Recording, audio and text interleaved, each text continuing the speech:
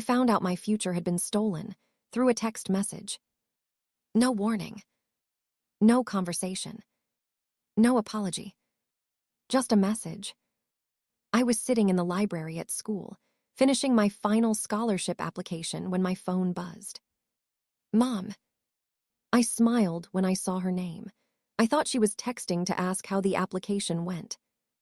Instead, the message read, "Your sister needs a perfect wedding. We're using your college fund." I stared at the screen. At first, I thought it was a joke. I typed back, "What?" The reply came instantly. "Emily's wedding is in 6 months. This is important for the family. You can take student loans." My chest tightened. For 18 years, I had done everything right. Straight A's. 2 part-time jobs. Volunteer work. I did it all because my parents promised me one thing. My college fund. And now it was gone. Just like that. The golden child. If you asked anyone in my hometown who the favorite child was, they wouldn't hesitate.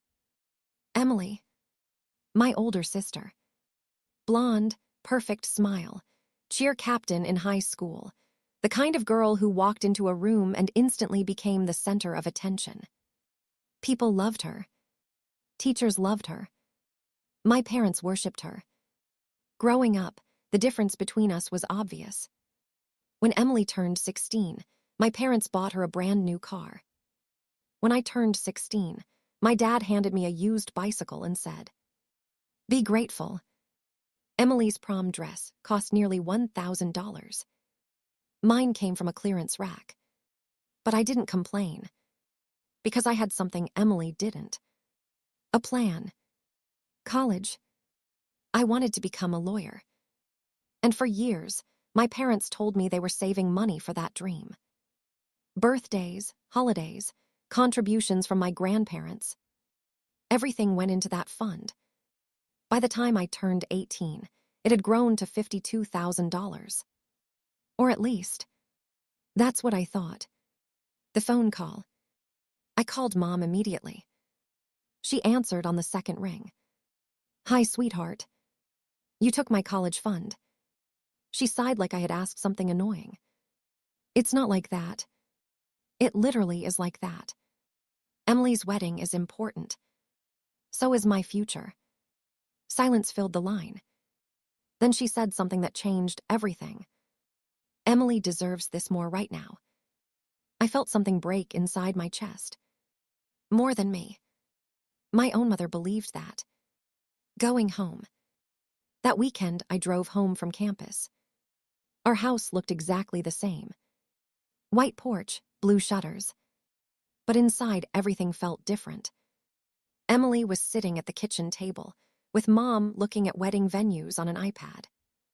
"Oh my God, look at this ballroom," Emily said excitedly. Crystal chandeliers hung from the ceiling in the photo. Mom gasped. "That's perfect for you." I stepped into the room. "How much is it?"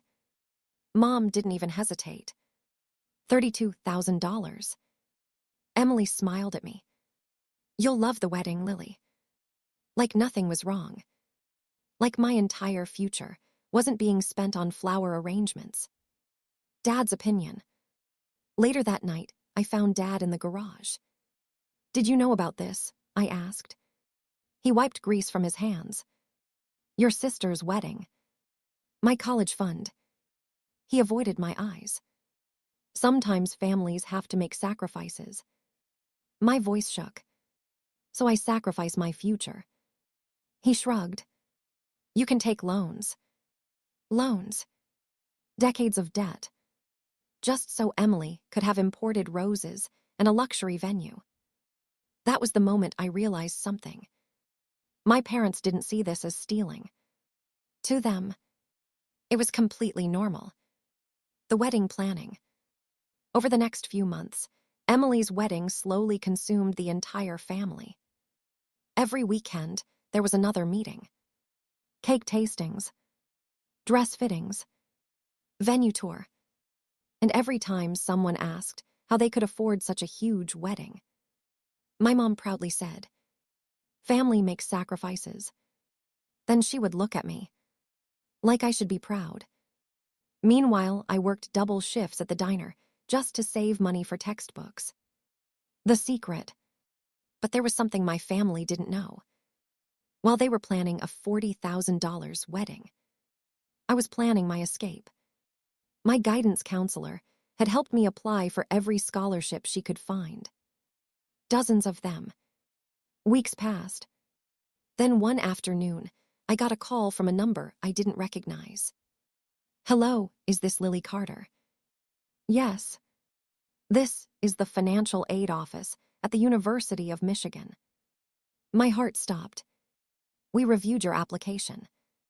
I held my breath. "Congratulations. You've been awarded a full academic scholarship." I couldn't speak. Full tuition. Housing. Books. Everything covered. My future was safe. And suddenly, I realized something. My parents had made a huge mistake. Because now, I didn't need them anymore. The plan. I didn't tell them about the scholarship. Not my parents. Not Emily. Instead, I smiled through every wedding meeting. I helped Emily pick flowers. I even attended the dress fitting. She twirled in front of the mirror, wearing a $6,500 designer wedding dress. "Isn't it perfect?" she asked. I smiled. "Oh yeah, perfect." But what Emily didn't realize was that the real surprise wasn't the dress. It was what was going to happen on the wedding day. Because the moment Emily walked down that aisle, the entire family was about to learn the truth. And what happened next was something none of them ever expected. The wedding day finally arrived. 6 months of planning. 6 months of watching my parents spend my college money like it was nothing.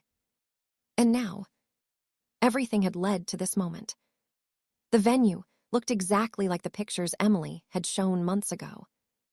A massive ballroom with crystal chandeliers hanging from the ceiling, white roses everywhere, golden chairs lined the aisle. It looked like something out of a celebrity wedding. And every single dollar of it had come from my college fund. Guests began arriving around 4 in the afternoon. Family members hugged my parents and whispered things like, "Emily's wedding is absolutely beautiful." Mom beamed with pride.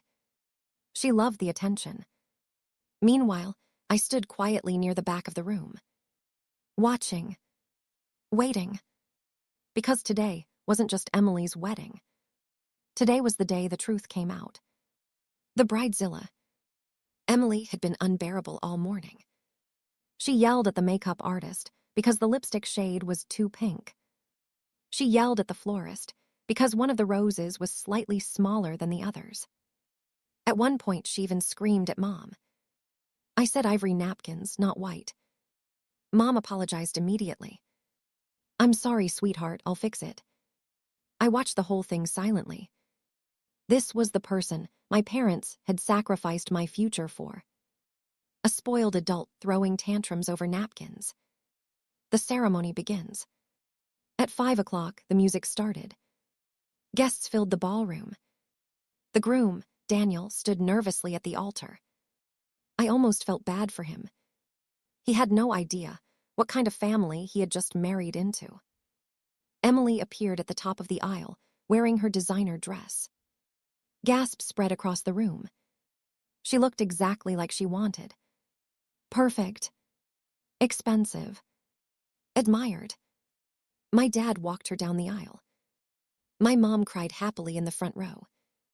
The ceremony was beautiful. The vows. The rings. The applause.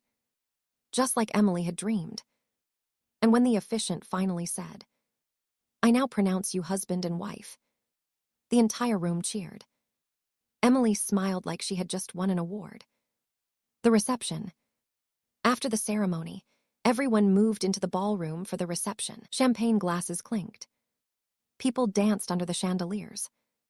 The wedding looked perfect. Exactly the way Emily wanted. But the most important moment was still coming. The speeches. Mom's speech. About an hour into the reception, the DJ tapped the microphone. Ladies and gentlemen, the mother of the bride would like to say a few words. Mom walked to the front of the room, smiling proudly. She held the microphone and looked at Emily. My beautiful daughter deserves the perfect wedding, she said. Guests nodded. Mom continued speaking.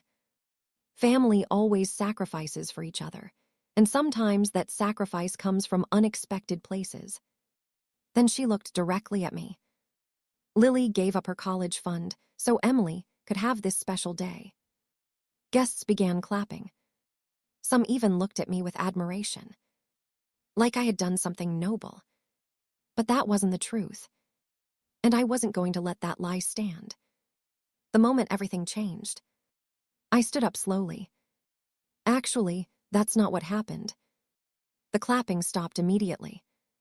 The room went silent. Mom looked confused. What do you mean? I walked toward the front of the room. Every pair of eyes followed me. I didn't give up anything, I said calmly. I reached into my purse and pulled out a letter. The scholarship letter. From the University of Michigan.